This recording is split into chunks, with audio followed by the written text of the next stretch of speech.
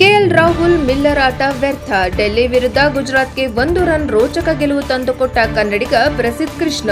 ದೆಹಲಿಯ ಅರುಣ್ ಜೇಟ್ಲಿ ಮೈದಾನದಲ್ಲಿ ನಡೆದ ಐಪಿಎಲ್ನ 14ನೇ ಪಂದ್ಯದಲ್ಲಿ ಗುಜರಾತ್ ಟೈಟನ್ಸ್ ತಂಡ ಡೆಲ್ಲಿ ಕ್ಯಾಪಿಟಲ್ಸ್ ವಿರುದ್ಧ 1 ರನ್ ರೋಚಕ ಜಯ ಸಾಧಿಸಿ ಅಂಕಪಟ್ಟಿಯಲ್ಲಿ ಖಾತೆ ತೆರೆದಿದೆ. ಈ ಪಂದ್ಯದಲ್ಲಿ ಮೊದಲು ಬ್ಯಾಟಿಂಗ್ ಮಾಡಿದ ಗುಜರಾತ್ ತಂಡ ಭರ್ಜರಿ 20 ಓವರ್ಗಳಲ್ಲಿ 4 ವಿಕೆಟ್ ಕಳೆದುಕೊಂಡು 210 ರನ್ಗಳ ಬೃಹತ್ ಮೊತ್ತ ಕಲೆ ಹಾಕಿತ್ತು. 211 ರನ್ಗಳ ಬೃಹತ್ ಗುರಿ ಬೆನ್ನಟ್ಟಿದ ಡೆಲ್ಲಿ ತಂಡ 20 ಓವರ್ಗಳಲ್ಲಿ 8 ವಿಕೆಟ್ ಕಳೆದುಕೊಂಡು 209 ರನ್ ಗಳಿಸಿ 1 ರನ್ ರೋಚಕ ಸೋಲು ಕಂಡರು.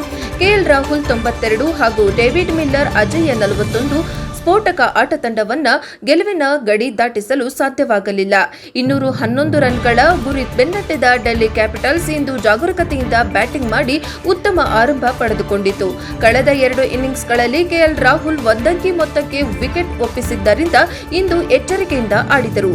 ಮತ್ತೊಂದು ಕಡೆ ನಿಸ್ಸಾಂಕ್ ಸ್ಫೋಟಕ ಆಟವಾಡಿದರು.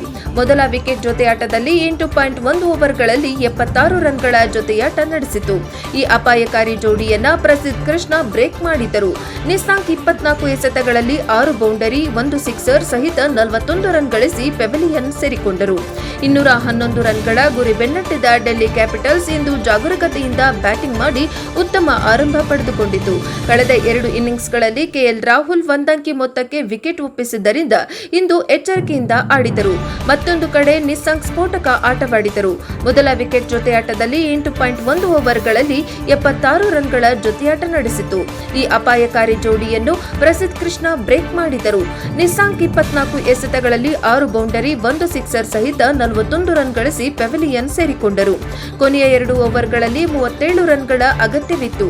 ಡೇವಿಡ್ ಮಿಲ್ಲರ್ ಹಾಗೂ ವಿಪ್ರಾಜ್ ನಿಗಮ್ 19ನೇ ಓವರ್ನಲ್ಲಿ ಮೊಹಮ್ಮದ್ ಸಿರಾಜ್ ಬೌಲಿಂಗ್ನಲ್ಲಿ 23 ರನ್ ಚಚ್ಚಿದರು. ಕೊನೆಯ ಓವರ್ನಲ್ಲಿ ಡೆಲ್ಲಿಗೆ ಗೆಲ್ಲಲು 13 ರನ್ಗಳ ಅಗತ್ಯವಿತ್ತು. ಆದರೆ ಕನ್ನಡಿಗ ಪ್ರಸಿದ್ಧ ಕೃಷ್ಣ 11 ರನ್ ಬಿಟ್ಟುಕೊಟ್ಟು 1 ರನ್ಗೆ ಗೆಲುವಿಗೆ ಕಾರಣರಾದರು. ಈ ಓವರ್ನಲ್ಲಿ ಮೊದಲ ಎಸೆತದಲ್ಲಿ ಬೌಂಡರಿ ಬಿಟ್ಟುಕೊಟ್ಟರೆ 2ನೇ ಎಸೆತದಲ್ಲಿ ನಿಗಮ್ ವಿಕೆಟ್ ಪಡೆದರು. 3ನೇ ಎಸೆತದಲ್ಲಿ ಕುಲ್ದೀಪ್ ಯಾದವ್ ಸಿಂಗಲ್ ತಂದುಕೊಟ್ಟರು. 4ನೇ ಎಸೆತದಲ್ಲಿ ಮಿಲ್ಲರ್ ಸಿಕ್ಸರ್ ಬಾರಿಸಿ ಡೆಲ್ಲಿಗೆ ಬಹುತೇಕ ಗೆಲುವು ಖಚಿತಪಡಿಸಿದ್ದರು.